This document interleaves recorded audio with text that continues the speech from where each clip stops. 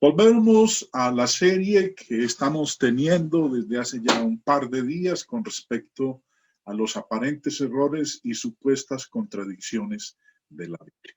La de hoy tiene que ver con respecto a la genealogía de nuestro Señor Jesucristo. Creo que la mayoría hemos leído en ambos evangelios, Mateo y Lucas, lo que nos dicen cada uno de ellos respecto al origen de nuestro Señor, a su árbol genealógico. Pero en particular vamos nosotros a enfocarnos con respecto a José, al esposo de María. ¿Realmente quién fue el padre de José? Nosotros leemos en Mateo capítulo 1, versículo 16, que nos dice, y Jacob engendró a José, marido de María, de la cual nació Jesús, llamado el Cristo. Pero cuando leemos en el otro evangelio sinóptico, el evangelio de Lucas, nos dice en el verso 23, Jesús mismo, al comenzar su ministerio, era como de 30 años. Hijo, según se creía, de José, hijo de Elí. Y una de las acusaciones de contradicción presentadas por los escépticos contra la Biblia es la aparente contradicción entre ¿Viste que te compré tu manzanita, papi?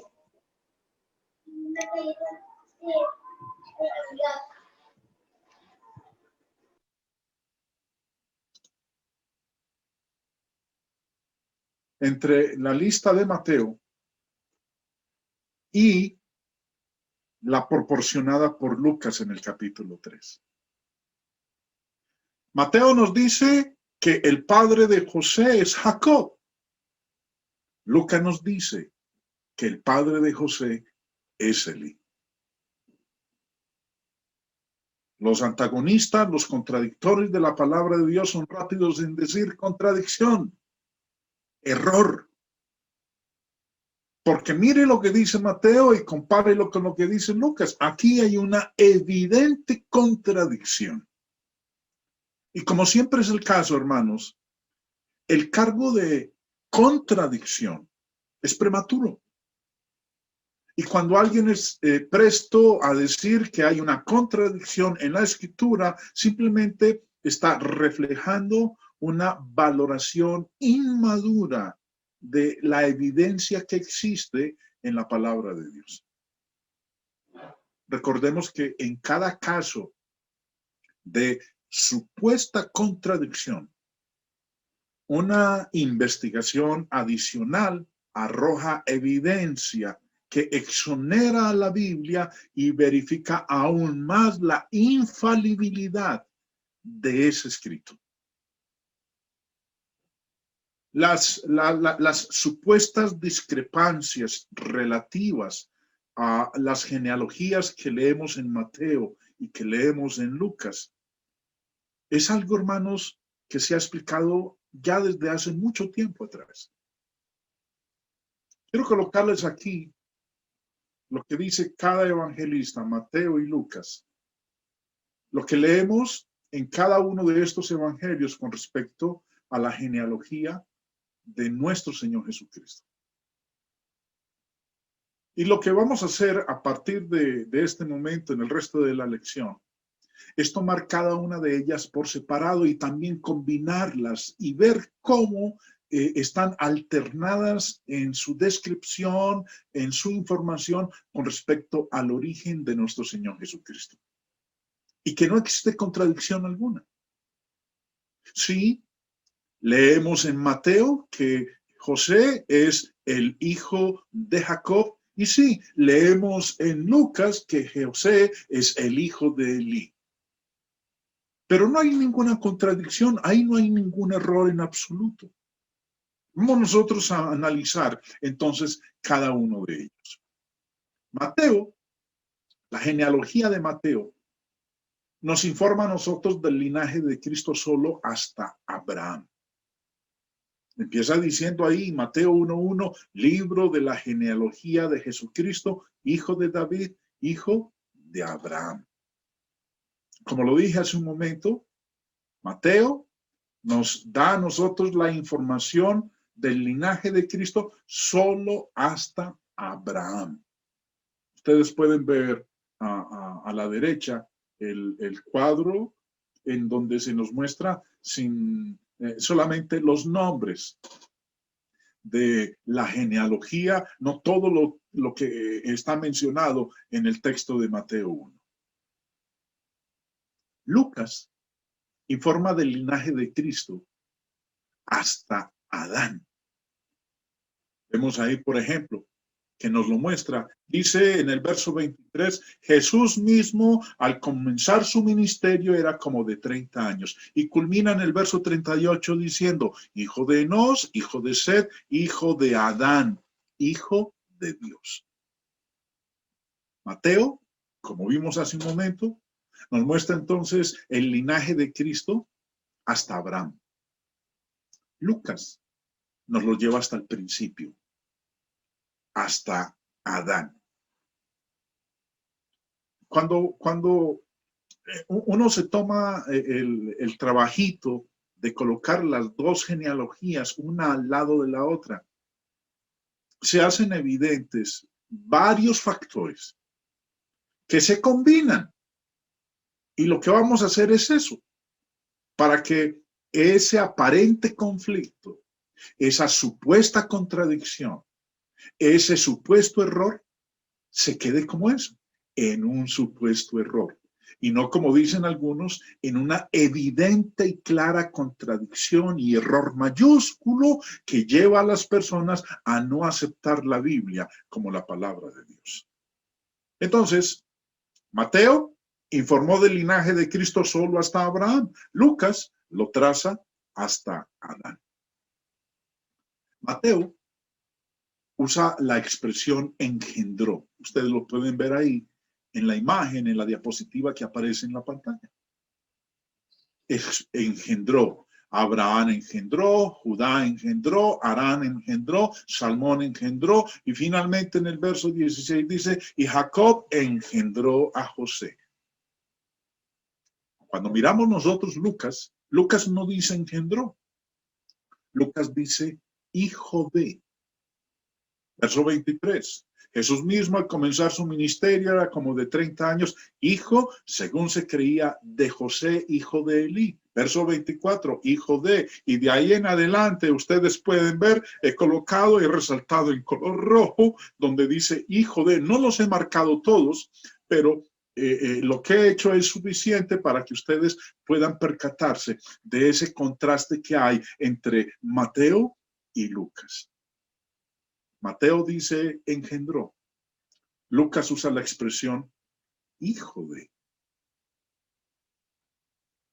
Ahora, lo que continuamos nosotros viendo, hermanos, combinando las genealogías, lo siguiente que aprendemos nosotros, hermanos, es que las dos genealogías en Mateo y en Lucas son paralelas desde Abraham. Ah, bueno. Ah, bueno, entonces no me digas nada. ¿Verdad? Yo soy roja. Sí. No era roja, tú eres blanca. No, yo no. Oscar, ¿puedes silenciarme el micrófono, por favor? Gracias. Si usted le prestó atención, hermanos, cuando coloqué ahorita las dos genealogías paralelas, algo que notamos nosotros es que en Mateo y en Lucas son paralelas cuando se hace la descripción de la descendencia desde Abraham hasta David. En ese sentido son iguales. Lo otro que uno nota al comparar estas genealogías es que, comenzando con David, Mateo traza la línea paterna de descendencia a través de Salomón. Ustedes pueden ver ahí en la imagen el cuadro donde están los nombres de los varones. Y cuando llegamos a David, David se casó con Betsabé y tuvo un hijo. Bueno, tuvieron varios hijos, pero el que resalta aquí es Salomón. y sigue la línea hasta que nace nuestro Señor Jesucristo. Entonces, lo que vemos en Mateo es la línea genealógica a través del árbol paterno, la línea paterna por medio del Padre. Es lo que nos está mostrando a nosotros Mateo. Cuando miramos nosotros el Evangelio de Lucas, cambia. Ya no es la línea paterna, es la línea materna a través del hermano de Salomón, Natán. Otro de los hijos que tuvo David con Betsabé fue Natán.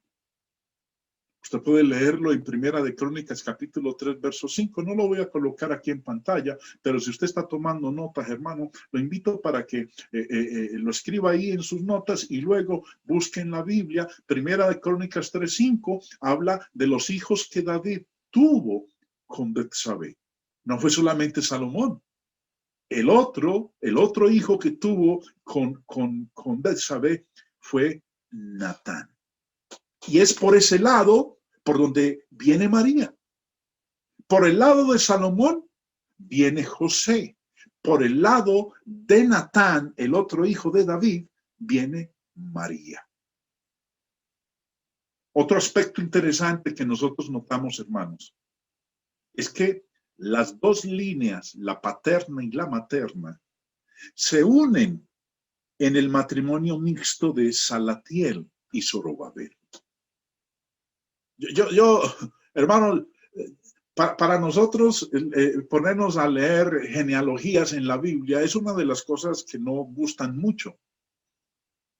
No le prestamos mucha atención a todo lo que es el aspecto genealógico, pero para los judíos era tremendamente importante conocer su línea genealógica. Y cuando uno ha leído Mateo y lee Lucas, las genealogías, nunca le ha prestado atención porque lo ve como algo aburrido, no tiene como ningún provecho. Lo que nosotros aceptamos ya por fe es listo, Jesús es descendiente de David. Pero como vemos, este es uno de los puntos tomados por aquellos detractores de la palabra de Dios para decir que hay una gran contradicción. En el caso de José, ¿quién es el padre de José? Lo interesante es que tanto Mateo como Lucas nos están mostrando el derecho al trono de nuestro Señor Jesucristo como descendiente de David, tanto por el lado paterno como por el lado materno. Y lo que observamos, y vamos a verlo en un momento, es que esas dos líneas genealógicas, por el lado del padre y por el lado de la madre, hubo un momento en el cual se unieron en el matrimonio mixto de Salatiel y Zorobabel. Leamos. Dice aquí en el texto de Mateo, versículo 12, Mateo 1:12, después de la deportación a Babilonia, Jeconías engendró a Salatiel y Salatiel a Zorobabel. Y cuando lo comparamos con Lucas 3, vemos que hubo una combinación, una unión de estas dos líneas, la paterna y la materna, con el matrimonio de Salatiel y Zorobabel. ¿Sí? Dice ahí en el verso 27 de Lucas 3, hijo de Juana, hijo de Resa, hijo de Zorobabel, hijo de Salatiel. Vemos, hermanos, que entonces la línea paterna y la línea materna se unen en este matrimonio mixto de Salatiel y de Zorobabel.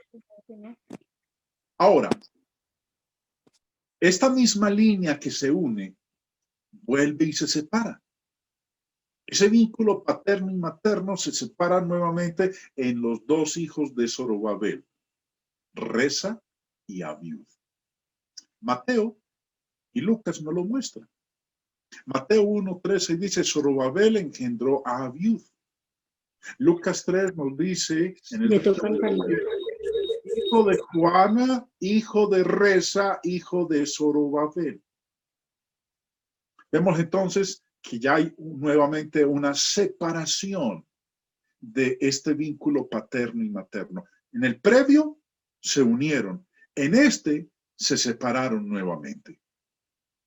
Y lo otro que aprendemos nosotros, hermanos, en el análisis, en la comparación de estas dos genealogías, es que esas líneas materna y materna, esas líneas paterna y materna vuelven y se unen una vez más, por última vez, en el matrimonio de José y de María.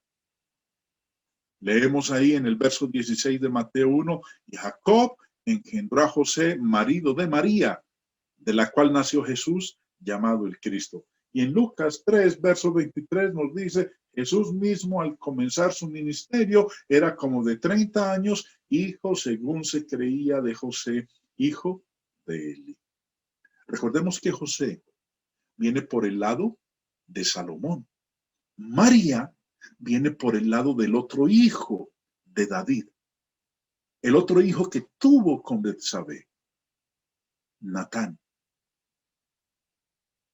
Aquí, esta línea paterna y esta línea materna vuelven y se unen por última vez cuando José se casó con María. José fue el final de la línea paterna, mientras que María fue la última de la línea materna como hija de Elí. María es la hija de Elí. Ahora, hay una pregunta que es bastante interesante que nos tenemos que hacer. Por eso decía hace un momento, ¿cuántos de nosotros le hemos prestado atención al detalle de las genealogías? No lo sé. Pero aquí estamos dando nosotros una consideración debido a que este es uno de los argumentos de aquellos que niegan la inspiración de las Escrituras, lo que tiene que ver con José. ¿Quién es el padre de José?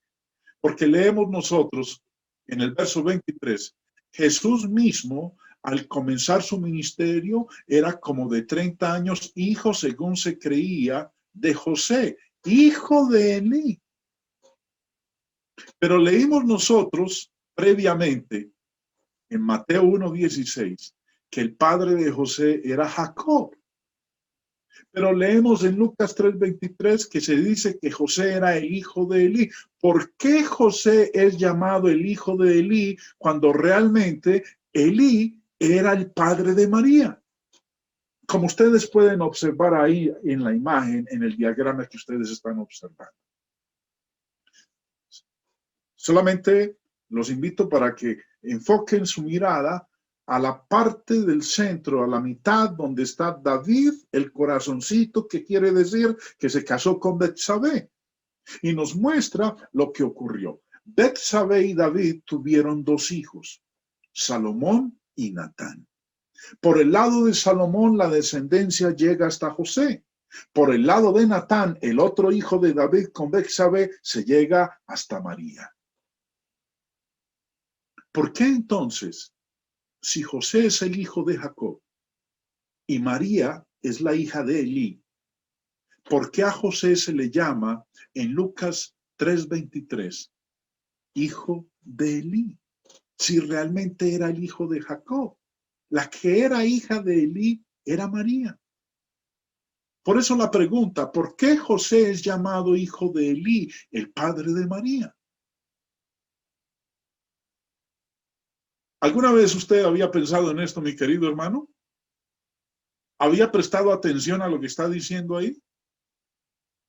¿Alguna vez consideró dedicarle tiempo al análisis de por qué Mateo dice eso y Lucas lo dice de la otra manera?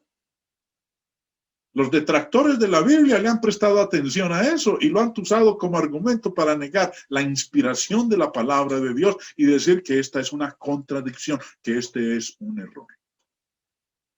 ¿Cómo respondería usted? ¿Cuál sería la respuesta, hermano, que usted daría a esa pregunta? ¿Por qué José es llamado hijo de Elí si Elí es el padre de María? Bueno, hay 5 respuestas para eso. Y quiero que consideremos, hermanos, lo que nos vamos a ver a continuación. Y lo interesante es que vamos a aprender que los hebreos usaban la palabra hijo en 5 sentidos diferentes. No se le olvide eso. Nosotros leemos en la escritura y en un momento lo vamos a mirar, que en la Biblia el pueblo judío, los hebreos usaban la palabra hijo en 5 maneras diferentes. Y ello nos va a ayudar a entender por qué José en Lucas 3:23 es llamado hijo de Elí, cuando realmente él no era el hijo genético, hijo de sangre de Elí. Él era el hijo de sangre de Jacob. Me devuelvo al diagrama anterior. Ustedes lo pueden observar ahí en la pantalla. José es descendiente directo de sangre, genéticamente, de Jacob, no de Elí. La que es descendiente de sangre de Elí es María. Entonces, ¿por qué se le llama a José hijo de Elí? Los hebreos usaban la palabra hijo en 5 sentidos diferentes. Primer sentido, en el que se usa hoy en día. Una descendencia de uno, un hijo de sangre. Ese es el primer uso que nosotros vemos en las Escrituras. El segundo uso es en el sentido de un descendiente, ya sea un nieto o un descendiente más remoto de muchas generaciones anteriores. Hoy en día nosotros no es común que lo usemos de esa manera, pero así lo usaban los judíos. Aún para uno cuya descendencia llevaba ya un buen tiempo, se podría decir que yo, de mi tatarabuelo, soy su hijo. Y esa era una manera como los hebreos usaban la palabra hijo. Leámoslo. Además, hace un momento lo leímos ahí en la genealogía de Mateo. ¿Cuánto le prestaron atención? No sé, pero vamos a volverlo a leer. Dice Mateo 1:1, libro de la genealogía de Jesucristo, hijo de David, hijo de Abraham. Ahora, mírenlo cómo está usando aquí la palabra hijo, hijo de. La está usando en el sentido de ser un descendiente remoto. Es más, David vivió 1000 años antes de Cristo. Y aquí dice el texto que Jesús es hijo de David. No hijo en ser el hijo que él tuvo con Betsabé. Jesús viene a ser el tataranieto de David. Pero aquí se le llama hijo. Y también hijo de Abraham. Abraham es mucho más allá que David. Muchos más años, por no decir 2500 años antes de Jesús. Entonces, un uso de la palabra hijo que daban los hebreos era en el sentido de ser descendiente, ya sea un nieto o un descendiente más remoto de muchas generaciones anteriores. También lo podemos leer en Mateo 22:42, donde dice, diciendo, ¿qué pensáis de Cristo? ¿De quién es hijo? Le dijeron, de David. Cuando en realidad es un nieto. No un nieto, un tataranieto. Pero aquí se dice, o se le llama hijo en ese sentido. También, otro tercer uso de la palabra hijo entre los judíos es como yerno. Nosotros no leemos en la Biblia, jamás lo hemos leído en las Escrituras, que la palabra yerno no existe en la Biblia. Los judíos no tenían una palabra para expresar este concepto y por eso solo usaban hijo. Yerno es una palabra que nosotros usamos en nuestra cultura. Aquel que se casa con mi hija es mi yerno. O la muchacha, la mujer que se casa con uno de mis hijos es mi nuera. Pero nosotros no leemos en la Biblia de esos términos. Nuera ni yerno, esos términos no existen en la palabra de Dios, porque los judíos no tenían una palabra para expresar ese concepto. ¿Pero qué palabra utilizaban para referirse al yerno? La palabra hijo. Primera de Samuel 24. Recuerden que David se había casado con la hija de Saúl. Y dice en el verso 16 de Primera de Samuel 24, mire cómo se refiere Saúl a David.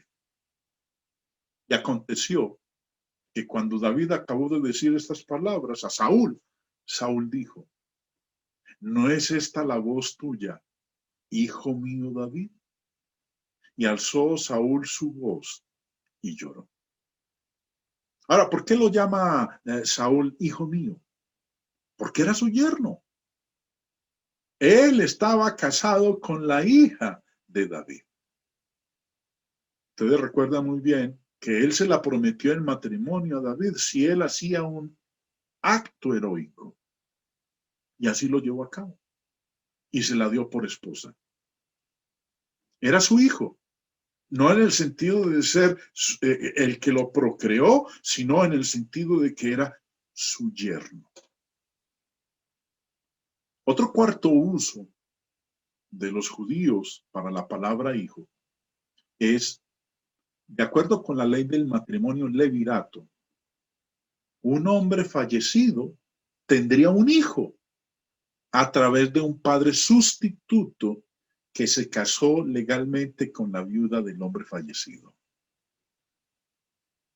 Nosotros leemos en Deuteronomio con respecto a esa ley del levirato que Dios había establecido. Dice en Deuteronomio 25, cuando hermanos habitaren juntos y muriere alguno de ellos y no tuviere hijo, la mujer del muerto no se casará fuera con hombre extraño. Su cuñado se llegará a ella y la tomará por su mujer y hará con ella parentesco.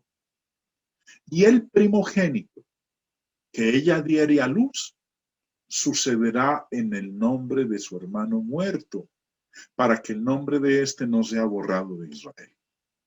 Y si el hombre no quisiere tomar a su cuñada, irá entonces su cuñada a la puerta a los ancianos y dirá: mi cuñado no quiere suscitar nombre en Israel a su hermano, no quiere emparentar conmigo.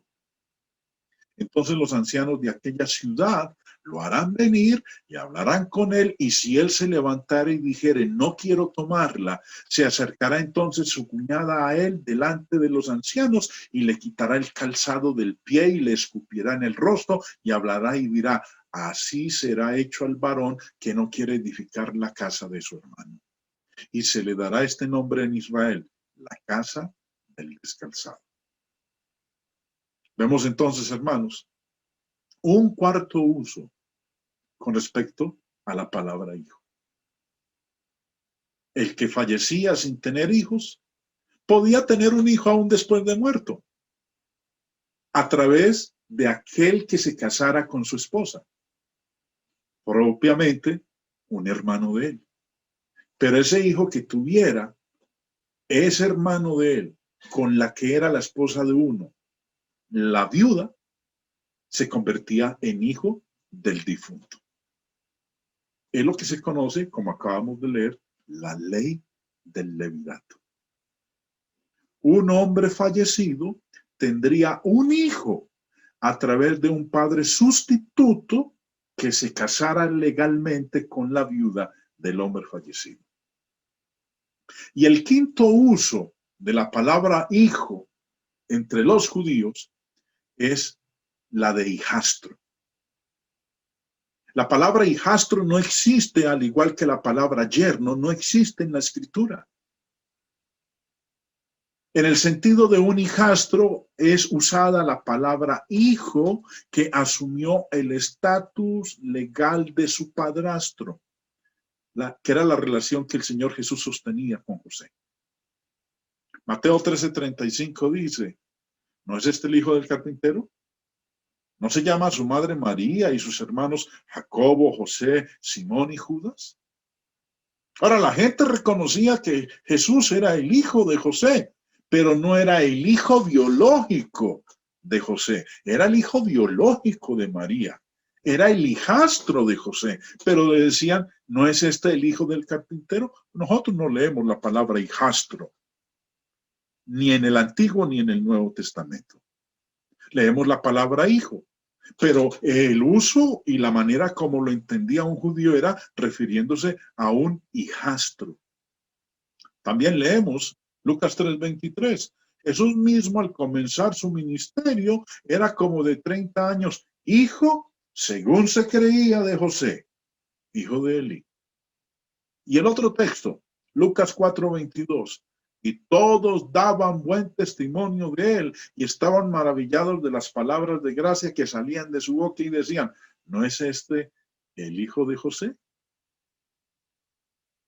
Recuerden que al mismo Señor Jesús En una ocasión que tuvo una discusión con los judíos, a él lo llamaron hijo de fornicación. ¿Por qué lo llamaron hijo de fornicación? Recuerden ustedes muy bien, hermanos, que María, ella quedó embarazada antes de casarse con José, antes de tener relaciones sexuales con José.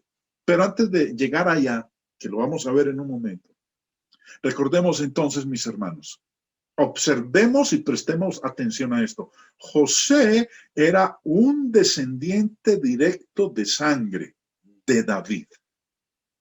Ustedes lo pueden ver ahí en el diagrama o como lo muestra ahí el texto en Mateo capítulo 1, el verso 16 dice, y Jacob engendró a José, marido de María. Y si nos devolvemos en la lectura, en el verso 6 dice, Isaí engendró al rey David. Entonces José era un descendiente directo de sangre de David.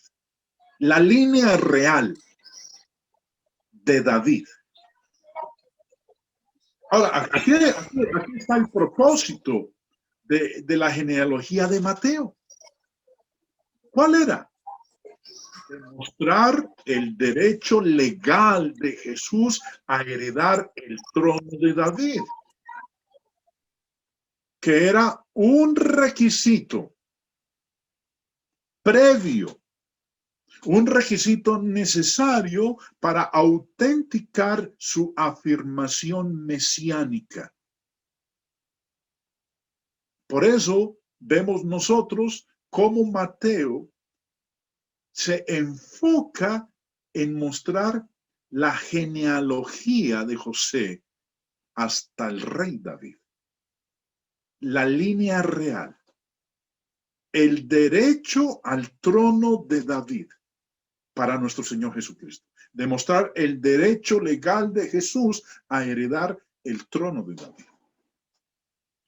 Sin embargo, una credencial igualmente crítica, importantísima, era su descendencia física de David, su sangre, su descendencia física de David. Un punto que no pudo establecerse a través de José, porque Jesús no era hijo biológico de José. Línea de sangre no la tiene Jesús a través de José para heredar el trono. ¿La tienes a través de quién? A través de la genealogía que nos muestra a nosotros Lucas. Pero antes de mirarlo, recordemos que después de que el ángel habla con José, cuando el ángel habla con José, la razón por la que se le aparece es porque José había pensado en dejar a María. Estaban comprometidos en matrimonio, aún no se habían casado. Y dice en el verso 18 de Mateo 1, el nacimiento de Jesucristo fue así. Estando desposada María, su madre, con José. Recuerden que desposada quiere decir comprometidos en matrimonio. Dice, antes que se juntasen. Eso de antes de que se juntasen quiere decir antes de que ellos vivieran como marido y mujer y tuvieran relaciones sexuales. Se halló que había concebido del Espíritu Santo. Entonces, vemos nosotros, hermanos, que José, como leíamos nosotros ahorita, se le reconoce como el padre de Jesús, pero no el padre biológico de Jesús, el padre adoptivo de Jesús. Ahora, al Jesús ser hijo adoptivo de José, tiene derecho al trono de David, porque José es descendiente directo en sangre del rey David. Pero era importantísimo mostrar que Jesús también tenía descendencia sanguínea directa del rey David. ¿Y cómo se demostró eso? A través de la genealogía que nos presenta Lucas. María es descendiente sanguínea de sangre del rey David. Recordemos que había explicado previamente hace un buen rato en el estudio de que David tuvo dos hijos con Betsabé. Uno fue Salomón, el otro fue Natán. Lucas nos dice acerca de nuestro Señor Jesucristo, hijo según se creía de José. Y recordemos que estamos nosotros observando aquí que Natán, versículo 31, era hijo de David, el otro hijo que él tuvo con Betsabé. Esta es la línea a través de la cual nació María. María es descendiente de David a través del otro hijo que él tuvo con Betsabé. Ustedes pueden observar en el diagrama los nombres que están ahí a la derecha de sus pantallas, mis hermanos queridos, en donde nos muestra a David que se casó con Betsabé y el otro hijo que él tuvo con ella que fue Natán, y sigue descendiendo hasta llegar a Elí, que es el padre de María. Y de él nace nuestro Señor Jesucristo. De ella nace nuestro Señor Jesucristo. Esta característica del mesianismo de Cristo se estableció a través de su madre, a través de María, que como vemos era descendiente de sangre de David. Tanto la sangre de David como el trono de David fueron variables necesarias para calificar y autenticar a Jesús como el Mesías. ¿Por qué se le llama a José hijo de Elí? Porque él se casó con María. Y en la Biblia nosotros no leemos del término yerno, sino hijo. Y uno de los usos que le daban los judíos a la palabra hijo era a ese, referirse al yerno o a la nuera. No hay ninguna contradicción, hermanos, entre lo que nos dice Mateo y lo que nos dice Lucas. Mateo nos dice hijo de Jacob y Lucas nos dice hijo de Elí. No hay ninguna contradicción, no hay ningún error. Simplemente cuando uno analiza bien lo que es el árbol genealógico por el lado de José y por el lado de María, entonces entiende que hay una clara explicación a lo que llaman muchos errores, que simplemente, como hemos venido nosotros estudiando, son aparentes errores y supuestas contradicciones. Jesús tenía derecho al trono de David, tanto por el lado de José, su padre adoptivo, que era descendiente directo de David, como por su madre, que también era descendiente del rey David, a través del otro hijo que David tuvo con Betsabé. Hermanos, espero que de alguna manera esta corta lección les haya ayudado a ustedes a tener un poco de más luz y claridad con respecto a la genealogía de nuestro Señor Jesucristo y por qué a José en Mateo se le llama hijo de Jacob y en Lucas se le llama hijo de Elí.